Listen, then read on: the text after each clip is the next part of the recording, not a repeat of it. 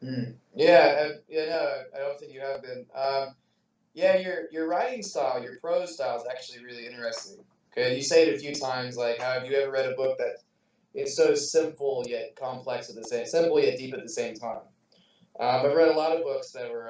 I read this horrible. It's not a book, but I read this horrible essay by Eve Sedgwick once. I'm not sure if you're even familiar with her, No. but she wrote a book about how there's gay shit and Billy Budd, and it's called Epistemology of the Closet. It's not wonderful, but she basically obfuscates the whole thing in complicated words. Like you can't understand it for the life of me. I cannot understand that thing. She's clearly she has a she's got a lack of knowledge about what she's actually talking about, but she's trying to hide it the whole time. And so how you wrote these books where it's like very, I can understand it, I can get into it. Well, it's very much appreciated. It's a way of incorporating the construction of the work with the work itself, so that imagine if you were watching a video of the construction of a building, and after the second floor is constructed in, let's say, a 15-story building, you've completed the second story, but someone is explaining to you, now as you go up, things are going to get less stable. So as you go up, you need a stabilizing force for the goddamn building. This is why we do this by the sixth story, let's say. Whatever it might be. That becomes part of the telling. The telling of why it's being done becomes part of the process itself. No, it's fascinating, and I feel like reading these books all the way from True Life is that it's like I've got a behind the scenes look to how you made it at the same time as I'm reading it.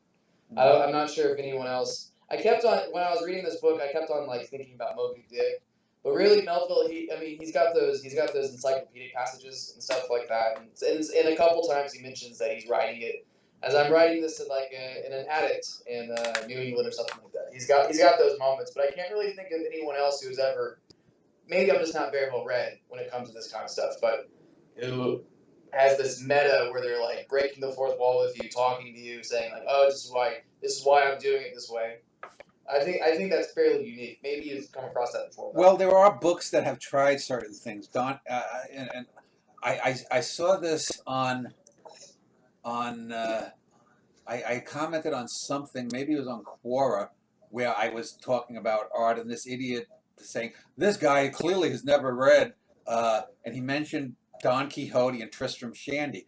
Yet my own books take some of the things in those very early novels, very raw novels compared to modern stuff, and go way beyond it. I think it might have been a comment I made about Pynchon's Gravity's Rainbow. It might have been something. I don't think it was in Alex's video, but these people, they clearly don't get anything from the things they read. Because if you were actually to read Pynchon's Gravity's Rainbow and read Kurt Vonnegut's Slaughterhouse-Five back to back in whatever order, you will clearly see that Vonnegut is doing everything that they claim Pynchon was to be doing, but he's actually succeeding at doing it. And this is one of the things that you can go on. Imagine. Let's bring art down to the level of sports. It's one thing for someone to say, I watched this video recently of MMA fighting. You know what MMA fighting is? Yeah. Mixed martial arts fighting. So here in the U.S., they have something called UFC, Ultimate Fighting Championship, mixed martial artists. And there was a video of about 6-7 minutes length, and it showed when MMA fighters boasted too much, where some MMA fighter has a guy on the ropes and is beating the crap out of him, and then he does like his little boogie, to say, I'm going to win. Yeah. And he gets knocked to the floor, and he loses. This is what often happens with art, is that you get these people like a David Foster Wallace, who doesn't understand anything of what went wrong in, say, Finnegan's Wake by James Joyce, in, say, Pynchon's Gravity's Rainbow, or a couple of other shit books, North and South, or the Mason-Dixon line. So he has a book on that I've read parts of that's all atrocious. So you get a moron like David Foster Wallace, and instead of saying, what they're trying to do technically is not why the thing fails. It's just he doesn't have the characters developed. He doesn't have the situations that naturally evolve from. He's just throwing shit at stuff and wanting you to do it. So instead of actually saying, you know, Pynchon might have had something, David Foster Wallace, should go in and deepen the stuff so that there is a textual reason for the all the shit that's thrown on the wall. No, he says, I'm going to go and I'm going to throw more shit on the wall. And the more shit that I throw, I'm going to say, I'm taking the baton, you know, in a 400-meter race from Pynchon, and my throwing more shit is somehow grand and shows I got what this is all about. No, asshole. What you're doing is just throwing more shit like a fucking monkey that's throwing its feces at the people at a zoo that are looking through the bars, and the people going, oh, the monkey threw shit at me. No, and it shows fundamentally that Pynchon did not understand anything of what what's his face Joyce was trying to do.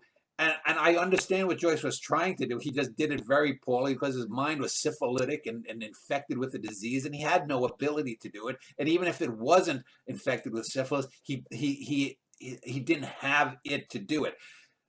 Someone like Pynchon comes along a few decades later, and he doesn't get that, and so he just says, "I'm going to go and make even worse characters." And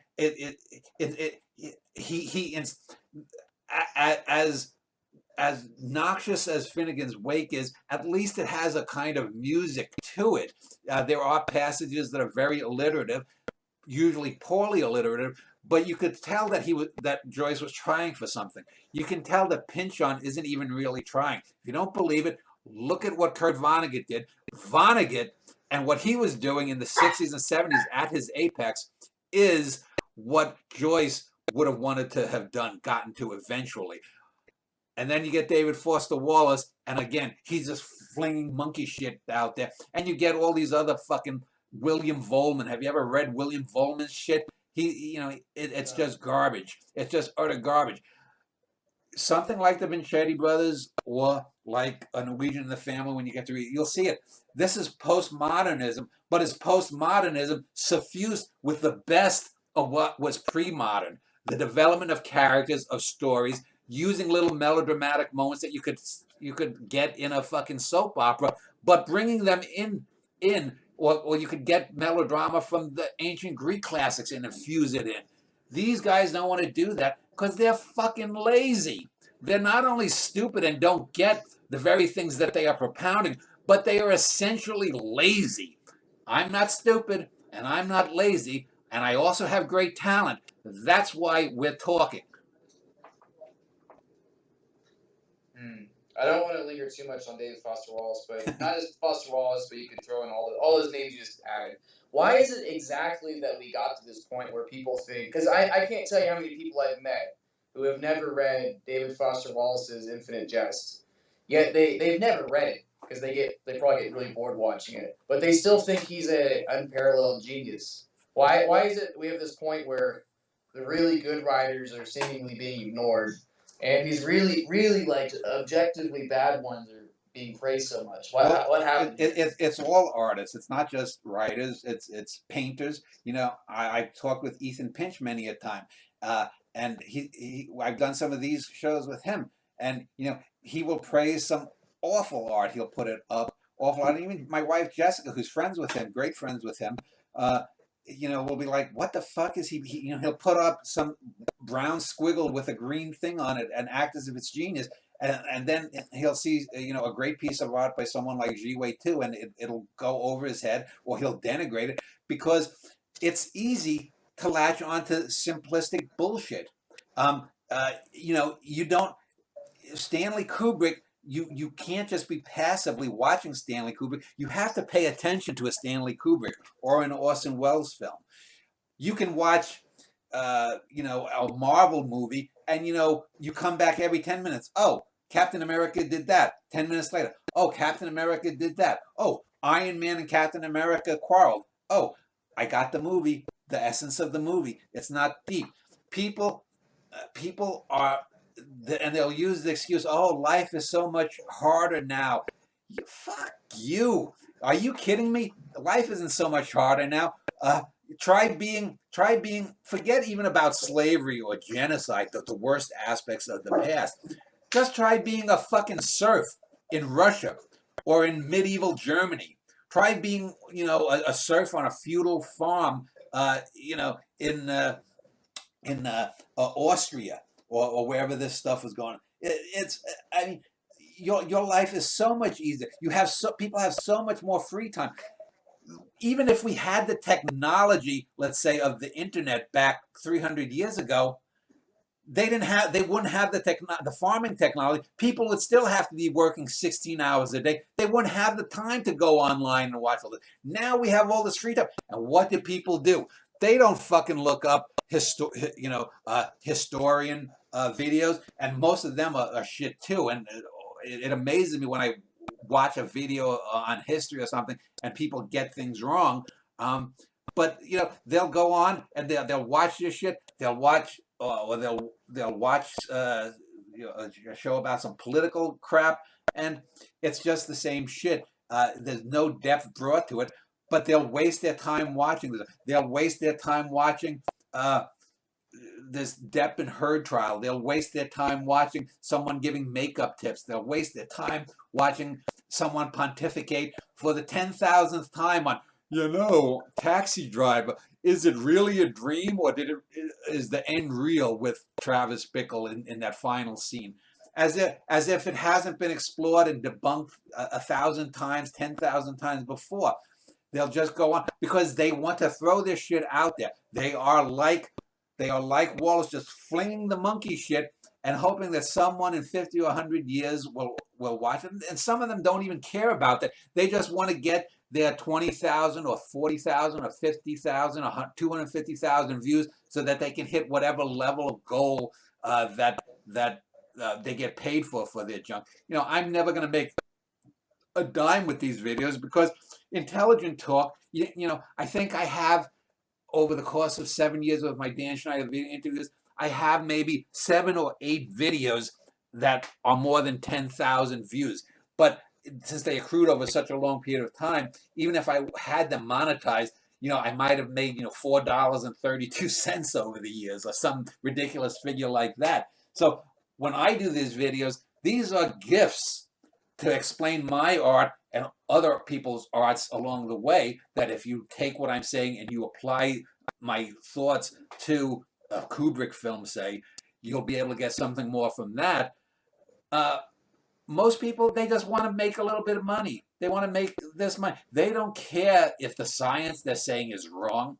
They don't care if what they talk about abortion is wrong. They don't care if they're talking about stuff regarding free will that has been debunked for decades. They'll act as if you have people who make videos that get 250,000 hits in 2 or 3 or views in 2 or 3 weeks talking about the flat earth as if that's a serious topic. Literally, 2022. Oh, I don't believe the earth is round. Most of these people actually do. They only do that because they know that there are troglodytes out there that will click on this. Oh man, some moron who made some shit film in 2003 about the flat earth. I got to listen to what this fuck up says. This is why there's so much shit out there. Most people don't have the ability to wade through the shit. You don't have to. Yeah, it's like, who's going to wade hip deep in of David Foster Wallace Infinite Jest for the 17 sentences in that whole book that are competently written? And why would you wade through such shit for 17 competent sentences? I'll have 17 great sentences in a row by page 3 of most books that I've written. It's people don't have the time. They don't want to make the time because and a lot of times they do have shit jobs. And this gets into the politics of that we live in an era where stupidity is encouraged. This is why Donald Trump becomes president. Not that Joe Biden has any great shakes, but people won't even vote against the Democrats and Republicans. That's why abortion is going to go away as a right, and people are going to have to fight, mostly women, but people too of good conscience will fight for 5 or 6 or 10 years, and we'll get it reinstated in most of the states, and the other states cut off the funding to them. Again, I'm getting into but there is such such a morass of stupidity in America, mostly in America, because we're the dominant country. American pop culture, unfortunately, rules the world. Not that other countries have such great pop culture. K-pop from Korea is not the best of Korea, but you know, K-pop is a minor little thing compared to the Hollywood machinery, you know. And that's why the world is flooded with stupidity. That's why when Alex Sherman does a video about Jordan Peterson, a moron. This was Jordan Peterson saw this fat girl on the cover of Sports Illustrated, and he had to call her ugly recently. Did you see that in the last? It was on. This is one of the things. Other than the Depp trial, Jordan Peterson makes a comment about a fat Asian girl who's the first fat Asian to be on Sports Illustrated swimsuit model, and it's all over the media here in this country, as if this is important. We have icebergs the size of American states that are breaking off of Antarctica and melting in our oceans, and we're worried about a moron like Jordan Peterson, his comments about a fat Asian girl being on the cover of Sports Illustrated. This is the level of what engages most minds in this fucking world today. This is why we have global warming. This is why tens of millions of people will die because of tragedies that will occur because of global warming, even though the species won't die. But we'll look back in 300 or 400 years and say, what the fuck was wrong with those people? They sacrificed 50, 100, 150 million human beings just because they wanted to be a little bit more comfortable and live in an air-conditioned room so that they could read about the navel gazing about Hollywood celebrities or K-pop celebrities or this, that, or the other thing, or idiots who put up fucking flat earth videos. That's why you have it, Ned, because people are dumb fucking monkeys who want to pick the nits off of other people and eat the nits, because that gives them some sense of, oh, I did something important. I picked a nit off the ass of my fellow human monkey. Well, let's just hope it's a phase that we're passing through. I think it will be. I mean, I think that by the mid to end of this century, people will have put aside political correctness. They will put aside multiculturalism. I think black people will say, look, I don't want to be represented by the worst of black artists. I want great black artists. And they will discover people like James Emanuel, who I'll probably end up doing a play about, a great black poet that was in contact with me years ago before he died, almost a decade ago. But these things cycle. And we are in the absolute gutter, the bottom end of a 40-year cycle so far. Hopefully, by the time I'm ready to kick off this earth, things will have gotten better. People will have discovered me through videos like this, discover Cosmoetica. Maybe Alex is thinking of starting a small press to publish my and Jessica's and Bruce Ariel's and some other writers of Quality's work. Hopefully, those things will lead to other things, which will lead to other things, and people will say, boy, wasn't the start of this third millennium a real shithole for art? Let's look to people like the Dan Schneiders and not the David Foster Wallaces or the Thomas Pynchons of the world.